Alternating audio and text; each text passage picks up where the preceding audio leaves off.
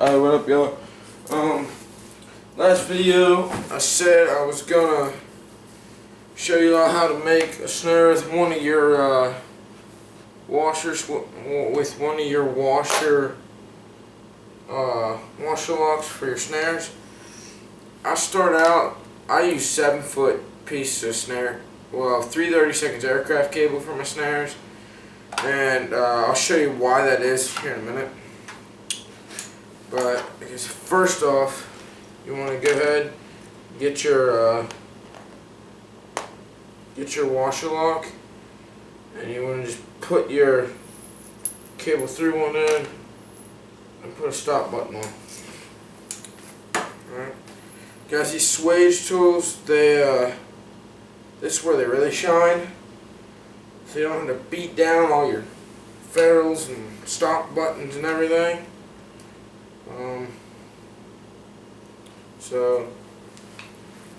So if you don't have one, I would recommend it for investing in one, because again, guys, they're really good. Okay, so next you want to get the opposite end of your wire. Okay, so that's what it should look like right now. Oh, here, hang on. Alright, you want to get, okay, so it looks like that right now, okay?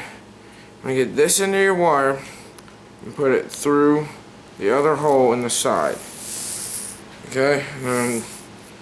So it'll make a loop kind of like that. Alright? So then that can close. And then you can open it back up. Okay, so now I make extension cables in the end of my snares. Next off, of course, I want to put a trap tag. So there's that. And then I get a double ferrule. And then all I do is I put my cable back through it. Then I get a stop button. And go ahead and put it on the end, and of course I'll put the swage tool up here. But hey guys, you only need to crimp 3 things on here. 2 of them are going to be with your swager or swagger. No, it's not swagger, but swager. So you crimp that down on.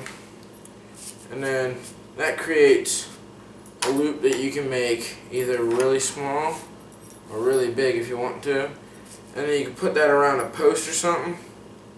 So you can put that around, let's see, my leg's a post. You can get this thing, put it around, get the rest of your snare, put it through there, make sure my tag's out. And then you can cinch that up around a fence post. I usually trap on fence lines, and then so it's staked down, and then you just put this up over the fence. The last thing, at least here in West Virginia anyway, you have to have a deer stop or a braking strength, though I think it's 250 pounds, something like that. So I think the deer stop length is within, it has to be 2.5 inches is all that it can close. So I just usually guesstimate it around 3 inches. So right about there. So I did 3 inches, so I have a 1/2 inch to give or take. So if game warden comes around and he looks at my snare, I can it'll make it so I'm not even really close to the limit, so he won't even think about like taking it or sending it to me or something like that. I don't know, because I've never had a game warden come around and check my traps. I've been trapping with a game warden, but he was real cool about stuff. Like he taught me a lot of things. So Oh, and guys, I don't know if you're buying deer stops still, but they're really easy to make. And all I did was I crimped that thing on there, and ta-da! There's your finished snare. I have about a 6-foot snare now with about a 4-inch loop. So with a 4-inch loop, I have a 6-foot snare. So that's a real good size snare, guys. And again, you can wrap this around the fence post, and you're good. So there's how you do a snare. Oh, I'm gonna boil and dye these traps here in actually just a couple minutes, really. Probably an hour really. But anyway, instead of using wire and like wrapping the wire up so it don't come unraveled, all you gotta do is you can just get part of the wire and wrap it in and out of your snare or your extension cable or whatever you're doing. So you have this nice little package, and that right there's a 6-foot snare rolled up into about a 6-inch loop. So that's a real good thing for you, and I'll show you how to make a deer stop here real quick if I can set up my camera. Good enough. Oh, angled. There, I think it's good. But okay, so what you're gonna want to do? So I got this little wire reeler thing, and I'll just pull out a section of wire all about that big. I just bend it over, use my clines, snap it off. Okay, so all I do is I got this little piece of wire about this big. Here, wait guys, I'm going to show you how to do this even better. Alright. Could be a little closer. Okay, so now all I'm going to do is I'm going to put about 1/4 of an inch of it into my clines. I'm going to bend this piece right here over. Just like that. And then all I'm going to do, I'm going to come in here and bend that right there down so it gets about like that, and I'm just going to cut it off. There. And you made a crimp on deer stop. Right there. And guys, they hold up real well. Like, I caught a I can't see this, but anyway, I caught a deer in this thing last year in one of these, and it didn't get out.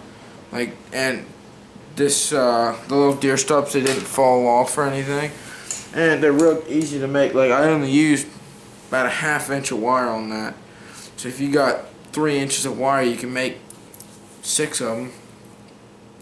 So real good little thing to do. Found that out on my own. I don't know if somebody else has found that out or not, but yeah. So don't buy deer stops anymore. Just buy a roll. That's 14 gauge trapper's wire for like $5. You can make, and it's like 350 feet. So you can make all the deer stops in the world. So then, yeah, I got a trap in order yesterday. I got 500 foot of 3/32 aircraft cable. Got the little wire spool thing. I got tags,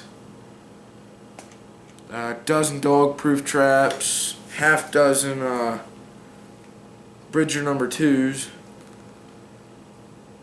some sheep's wool, Violator 7, Cabin's Violator 7 lure. That, I think it's one of the best. Like, here, hold on just a second. I want to show you. Okay, now I keep it in this little container right here with my sheep's wool, okay, because I need it to be double sealed.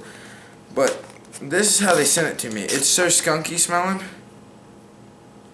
They wrapped it in electrical tape before they sent it to me, and then you can see I got sheep's wool in there. But I mean, like, I can hold it out right here, and that thing's still sealed up and everything. This just smells like sheep's wool. I can hold it right here and I can smell the skunk coming from it still. So that's real potent smelling. All you need is a little drop of it, and I got 4-ounce thing of it. Because I'm stupid, but anyway, I got that. I got some Cavin's Terminator and some Cavin's Predator Canine. I don't know what it is. Like, hang on, this is gonna bug me all day now. I got all my stuff in this corner over here.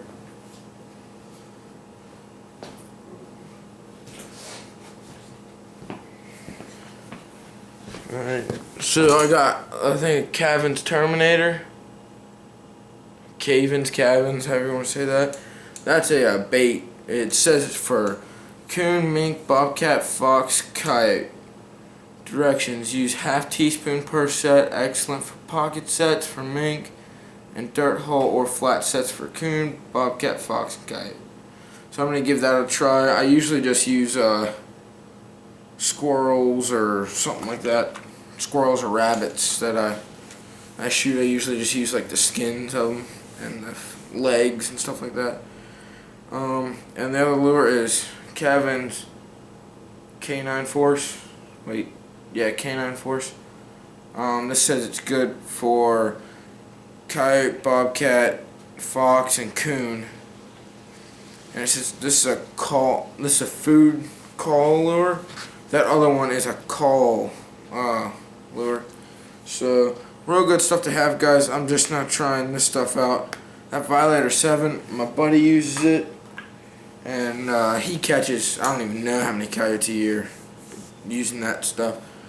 I'm going to try to get a couple videos out on the trap line this year for me actually setting traps and checking them.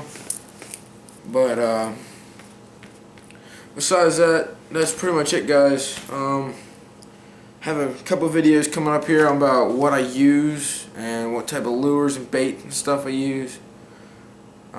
Guess I need to update that because I made that video before I got my stuff, so I might make that afterwards, the lures and baits. But I'll put the video up about what I use. I'll put that up here in the next week or two anyway. So you guys, hope you're catching a lot if your trapping season's in already. My trapping season don't come in till November 1st, so I don't really know when I'm going to get this video up. But yeah, so hope you had a good season, and I hope you're having one anyway. So hope you catch a lot of fur.